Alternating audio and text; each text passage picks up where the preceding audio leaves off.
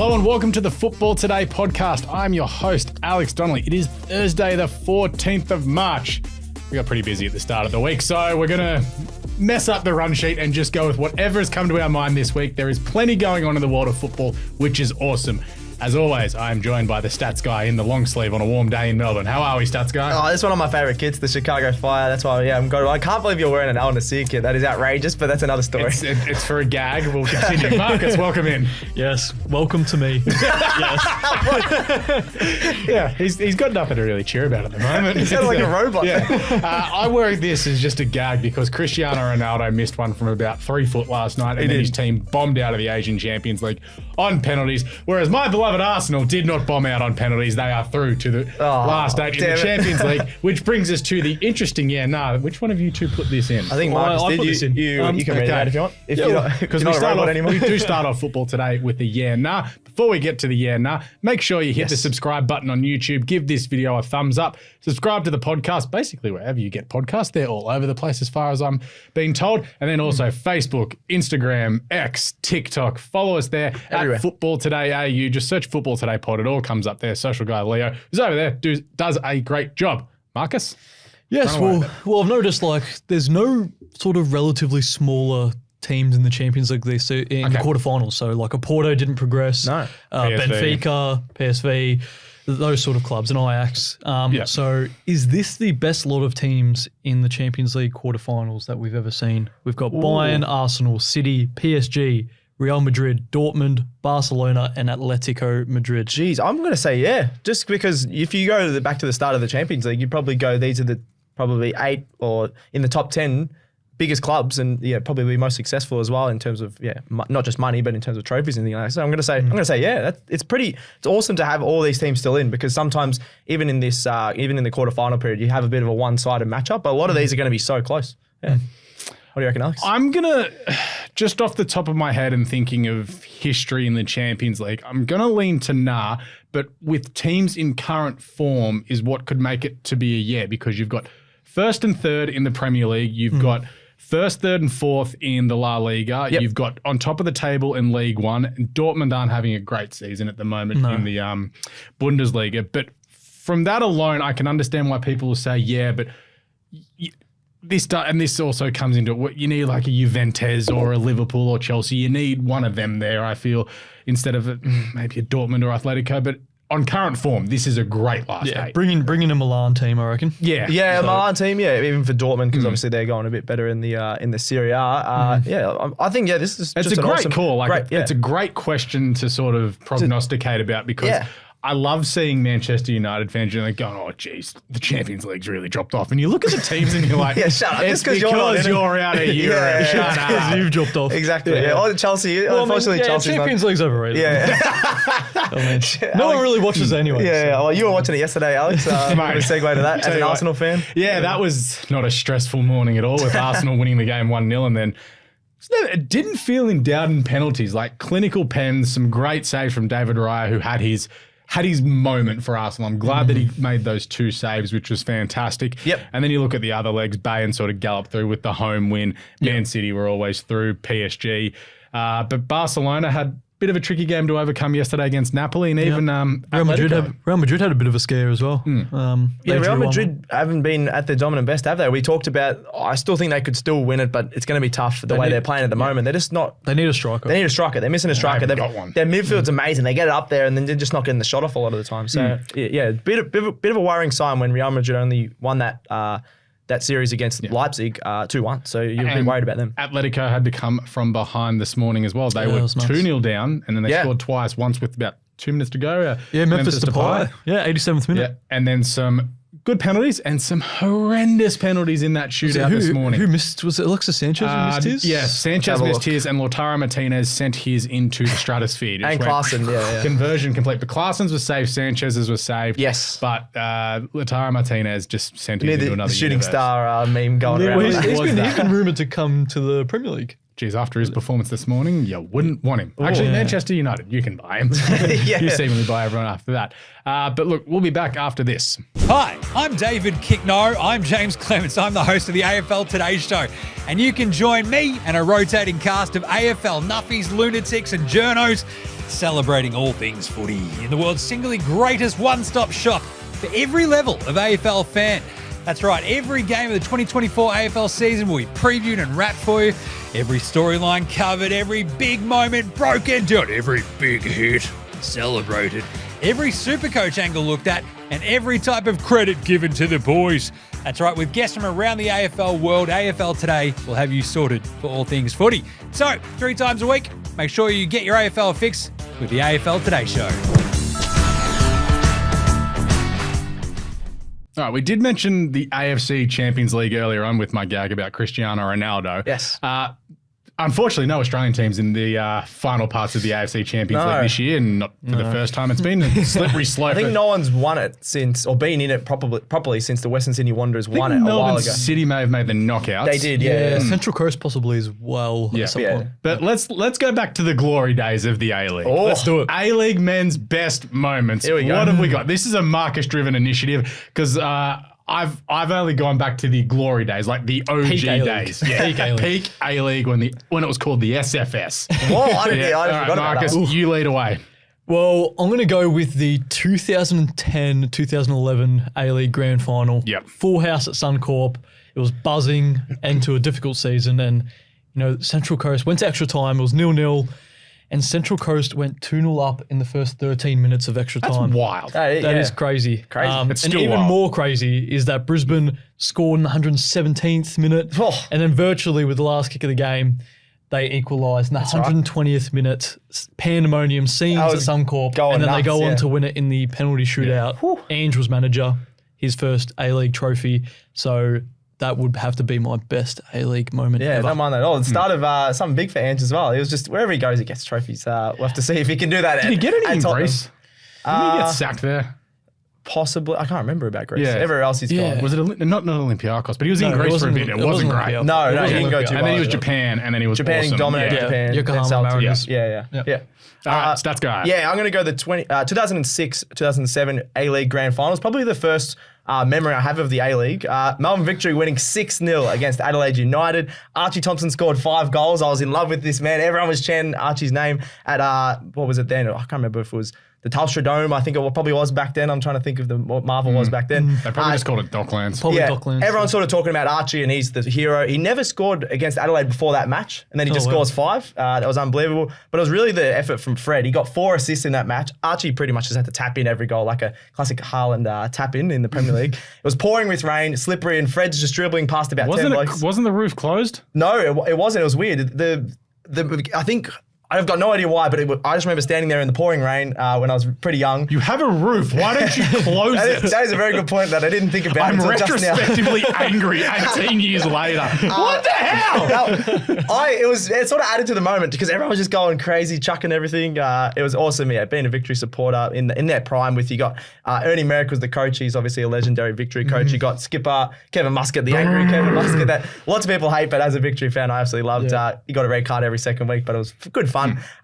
Just winning 6-0, and Fred with the 4 assists as well. He was a bit underrated, and just an awesome grand final moment, and probably my favourite ever A-League moment. Go on the OG season, 05-06, Dwight York, the big marquee signing for Sydney FC. Now, Sydney FC didn't win the Premier's Plate, which is basically the minor premiership. Because it's Australia, we need to have grand finals. Yes. Why not? But Dwight York and Alex Brosk leading Sydney FC to the inaugural title. Yes. It was insane at the SFS that day. I think I was in Wagga at the time, and I think I actually sat down and watched this. And I was like, okay, this is huge. Soccer's good. Yeah. This is cool. Yeah, and it felt like we really had something here, and that, of course, led to, we had Del Piero come along after, what Robbie Fowler came across. We just had international stars coming out year after year after year. You guys talked about Shinji Ono last week, and then we hit like the mid-2010s, and it was just like, But the OG season with Dwight York going on like a 4-day bender after it as well. That was great. That is awesome. Alessandro Del Piero, free kick goal on his debut. Yeah. Yes. Honourable mention. Yeah. That is, that's fair. Or even a Carlos Hernandez rocket, I think I had. Being a bit Victory biased, but he had some rockets as well. There was big hype in that season. I think it was Heskey came, Shinji Ono, and Del Piero. I forgot about Heskey, bloody from Newcastle. Newcastle Jets, the meme of a man himself. Yeah, I love that guy. Big man, love him. All right, Stats Guy, you had a chat to Erin Smith, so we're going to go to that now. Of course, that's Code Sports journalist Erin Smith. She covers all, basically Australian football, specifically the women's. So have a listen to that chat with Stats Guy and Erin Smith now. Welcome back to the Football Today show for another special segment with Code Sports journalist Erin Smith. How you going, Erin? And thanks again for coming on. Well, thanks, Liam. Thanks for having me. As always, saw your article actually on Rachel Lowe from Melbourne Victory in the Women's A-League. I've just wanted your opinion on all of this. And is she one of the best sports stories this year, fighting through chronic fatigue? I didn't know a lot about all of this. Having a career best season for the Melbourne Victory. She's helping them into the top 4. Is this one of the best sports stories probably of the last couple of years? It's an awesome effort. It's fantastic. And it's really good to see that she's been so well supported at Victory and able to, I guess, battle through this really tough illness and still perform. And she's given all the credit to Victory and their medical staff and their flexibility, allowing her to have, I guess, quieter or lesser days when she needs to in order to have more time for recovery. Yeah, very remarkable story, like telling me how a training session could leave her bedridden for the rest of the day. That's crazy. And she's still playing that on the weekend. And it's unbelievable. And scoring goals. It's crazy. Yeah. And she got 9 goals, I think, this year, which is also a great effort. She's right up there in the goals. Up to 10 now. There you go. Yeah. 10, definitely a key part of Victory's success this season, and be so good to get to see her to play finals. Yeah, it's an amazing effort, and definitely, one of my favorite stories that I saw you write, and just the way she's fighting through that is unbelievable. It's an awesome story. Having a look at Courtney Vine now from Sydney FC, of course, and a Tilly's player through the World Cup. She was amazing for Sydney FC on the weekend, scoring twice against league leaders Western United. 3-1 win she got for Sydney FC. Obviously, she missed out on the Olympic qualifier games due to personal reasons. Does she come straight back into this Olympic side, do you think, coming up, or in the other friendlies and things like that? Do you reckon she comes straight back in because of the quality player she is, or is it hard to get back into this Matilda side? I think it might depend on what those personal reasons are. We don't know. She's not made any announcement. But I think if she's willing to play and available, I think TG would be crazy not to pick her. She's a gun, Yeah, she's, that favourite term of his, the game changer. That is what Courtney Vine can be. I don't think she's played many full matches for the Matildas, but she definitely can have an impact off the bench or even in a starting side, and then, make way for a more defensive player if we need one. She's definitely got enthusiasm and energy, and that's something that's really important as well. Yeah, no, you're not wrong. I think she came on a couple of times in the Women's World Cup where she just dominated on the wing. Then they sort of chucked her in the midfield. She's pretty versatile as well in that attacking sense. And I'd love to see her back in the Tilly side. So I hope for her, all the best for her. Saw another great article you wrote with Emma Greenwood. This 100 on the most influential women in Australian sport. I saw that Mary Fowler was number 1. Just one of your choice behind that. Obviously, a lot of followers on our Football Today will absolutely love that she's number 1. What was the decision behind that? And why was she number 1 on that list? Yeah, I think it was a tough one, the Power 100. We've done it. It would be tough. Now. Lots of arguments and things like that. It's always a cause of some strong discussions about who gets to go where on the list. But Mary Fowler is pretty much undisputed as the top of that list. It was a fairly easy decision to put her there.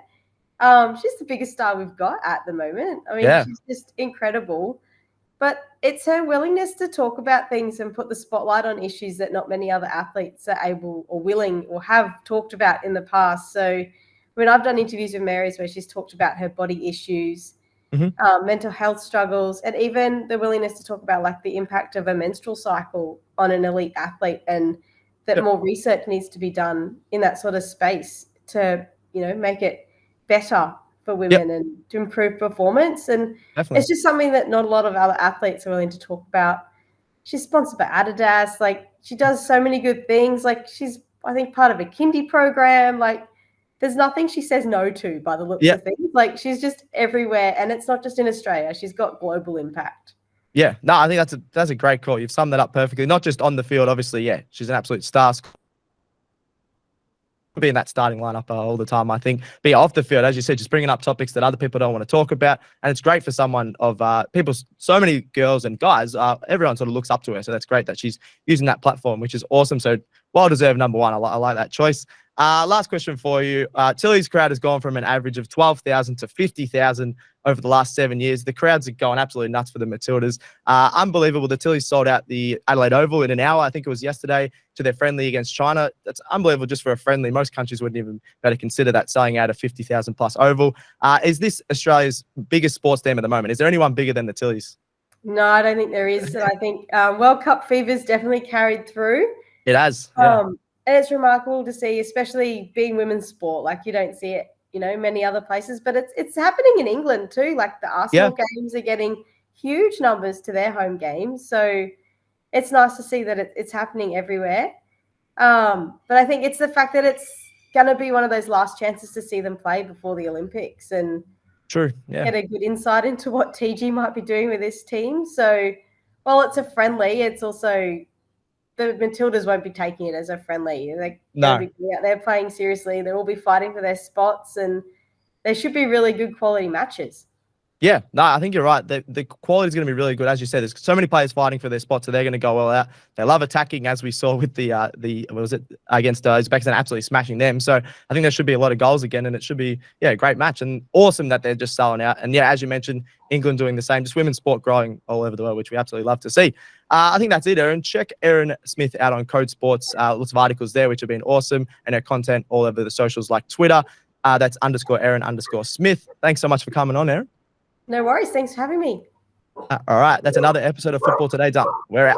Right. It's good stuff there, Stats Guy, with Erin Smith, breaking it all down as usual. I love how you're now interview guy. Yeah, I genuinely hadn't really done many interviews before these ones, so I'm happy to be here and happy to do them. Also, check out Stats Guy stuff with Dan Cherney on Cricket Today as well. As always, we're in the second half of the show. That means Leo with a trivia question. I made the executive decision to not turn the camera on Leo because, well, I didn't want Gerald to do more than he already has to. Fair enough. Hey, Leo. All right, boys. Which EPL side has the worst XG differential this season? Alex. Oh, damn. I noticed that. There you go. I noticed. Why am I so slow at doing this thing? I'm probably Nice. Thank you. Good stuff. I didn't actually. I'm going to back near the lead now. Took a 3-week break and I'm nearly We're all not very good because I think even last week. I'm back to last again, I think. Marcus and I didn't get any points last week, so you probably. You guys had like 3 guesses on all the questions when I was away. No. That wasn't great. Yeah, you did. I listened. One hit wonders. More importantly, hearing Sean Dyche talk about XG. Pretty funny. That's a good question, though. Also, side note, did we see Luton and Bournemouth this morning? Oh, Luton how good up was that? 3-0 and got rolled 4-3. That is outrageous. Scenes, absolute scenes. Bournemouth, but they were bad for Luton because that would have dragged them out of the relegation zone. At 3-0, they're probably like, we're out of the relegation. We're laughing. I was like, game over. I'll turn it on the Champions League. And I got a shock. But thank you, Dominic Solanke. I captained you this week. Oh, nice. They had a double game. Yeah, I captained him as well. But also defending, though, for his goal. It was shocking. Let's just say it was a great finish. It was From Luton. 6 yards out, The movement was I'm great. looking at our old football videos. I think a few of us would have missed it. We wouldn't have done any good there. All right, all Aussie football adventures, plenty going on in the world. Let's start off with Australia's favourite team, the Matildas. What are the girls up to around the world? Well, the women, shall I say. Well, I talked about this with Erin, but Courtney Vine was awesome. We talked about her coming possibly back into the Olympic squad. She had a brace against league leaders Western United, so she's put Sydney FC back up into second, so she's been absolutely awesome. Who else we got? Actually, I want to talk about Heyman. Scored in another loss, 4-1 loss. But she's got 14 goals in the women's A-League season, and the record is 17 by Sam Kerr in a season. She's broken that. How many games left? Is it 3? I think, I think it's a few more than that. Yeah, but she's on track, I think, to probably equalise because she's scoring every game at the moment. And it's crazy because Canberra United, her team, is last, and she could beat the record A-League women's. That's pretty crazy. Talking about carrying a team on your back. I know, so that's pretty crazy. Michelle Heyman. Yeah. Any other Matildas you want to talk about? Yeah, it was Emily Gelnick scored a hat-trick for Melbourne Victory in the derby against Adelaide United away. So that's the big win there for Victory. I think they're in 4th at the moment. So I think it's top 4 make finals in the Women's A-League. Yep. But we'll move abroad. Obviously, the Arsenal gals. You want to talk about them, Alex? Yeah, they smoked West Ham in the FA WSL Cup. Yep. They won, 4-0. Stina Blackstenius got a hat-trick, but a couple of the girls were involved there. Caitlin Ford, I think they started her or brought her on because she's got like a stack of yellow cards, so she's one away from getting suspended. Okay. But Cooney Cross started, Steph Catley started. It was good to see Cooney Cross actually get some legitimate minutes because she hadn't been getting many. She came off the bench in the previous game in the North London derby that the Arsenal girls. This weekend, Arsenal and Chelsea is nearly a title decider. Yeah, 100%. Yeah. And Tottenham played against Manchester City. Mary Fowler scored quite early in that game. Yeah, finally finally started. Get her in the starting lineup. She scored the 6th minute. That's what I was going to say. I forgot about that game. Scored in the 6th minute. I think, did they have penalties in that game as well? She scored a penalty. Get her in the starting lineup. What are they doing? I don't know how. Like when she's been coming off the bench as well, it's like very limited minutes. And Charlie Grant didn't get minutes again. We're going to just start a protest. I hate Tottenham as it is, but seriously, you're not picking Charlie Grant. What are you doing? And Mackenzie Arnold, the Defence Minister of Australia, made 6 saves in the 1-1 draw against Manchester United. She's not known as the brick wall for a reason. Yep. Do you want to go to Socceroos next? Or? Yep. Well, do you want to start us off, Marcus? Geordie Boss, obviously young fullback, scored a long-range belter for Westerlo. Unfortunately, they did get smashed. So it was a bit of a consolation. It's fine. It was a bit of a consolation, but it was a banger. So we love that nevertheless. Bangers. Jackson Irvine grabbed another assist for St. Pauli in the German second division. They're killing it. I think they're 5 points clear in the second division. So they're going to get promoted to the Bundesliga, you'd think. So very good for them. And Matty Ryan, another clean sheet. I think we say this every week for AZ Alkmaar. He's still got it. He's second in the league for clean sheets, and he's second in the league for save percentage in the Eredivisie as well. Ooh. So we'll go across to the others. Yeah, I'll go to Jason Cummings and Dimitri Petrados scoring again in India. I feel like those two guys are better than that league. They're both in the top 4 goal scorers in the Indian League. Yeah, okay. And then you got Martin Boyle. Actually, I forgot about that. Alex and I were talking about it. It was in the papers. Yeah, I showed you that. You showed me that. He was in trouble. Sent to hospital when he was playing Rangers in the Scottish Cup. It was a weird one. He sort of got a bit of air. It's one of those ones where he landed on his neck and I think I heard he's okay. It was in a stable condition. And we're really hoping he's okay because he's a great guy to have around. Literally announced in the last 20 minutes he will miss the World Cup qualifiers due to the head injury, which makes. But as long as he's all right, because those ones where you landed on your neck and your head is horrible. So great to see that he's okay. And then only 3 A-League players named in the Socceroos squad, but I think fair enough, those 3 that have made it. You got Borrello, Fornaroli and Taggart. You wrote that in there, Marcus? It depends if you're a bit of half glass full, half glass empty kind of guy. Where we got Lebanon, I think. So I think we got Brendan Borrello, Bruno Fornaroli and Adam Taggart, who is so old, I don't know how he got back in the squad. I didn't think about that. But is it...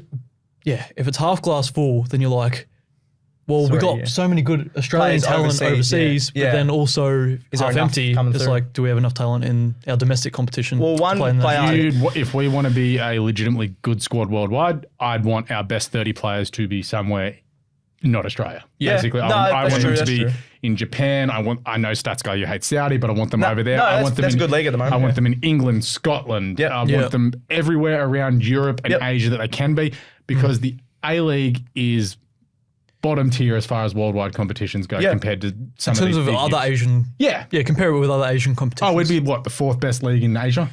You'd probably say the Indian Premier League is almost above. The players are having it at the moment, but I don't know about that. Yeah. So it's a tough one. But I think Fornaroli being in there is great because he's been so good in there. Also, Socceroos playing games in Perth sometime later this year at HBF Park, and the Tilly sold out Adelaide Oval in like 35 seconds. They're nuts. They're great. Big matches wrap. Women's A-League, Sydney 3, Western United 1. We already talked about that with Courtney Vine scoring a brace, and they're now 2 points behind Western United with the game in hand. Boy, oh boy, wow-wee, as BT down would to the say. wire. Men's A-League, Melbourne City 7, Western Sydney Wanderers 0. Let's also remember that Western Sydney Wanderers made all 5 changes at halftime. Yes, they did. That was nuts. Love it. It didn't work. Love chaos. I mean, they stemmed the flow. What was it? What was it at halftime? Was it 5? Let me have a look. 1, 2, 3. Yeah. Anyway, it was 4. So they were already cooked. Yeah. Well, Terry Antonis, you see his goal? That was unbelievable.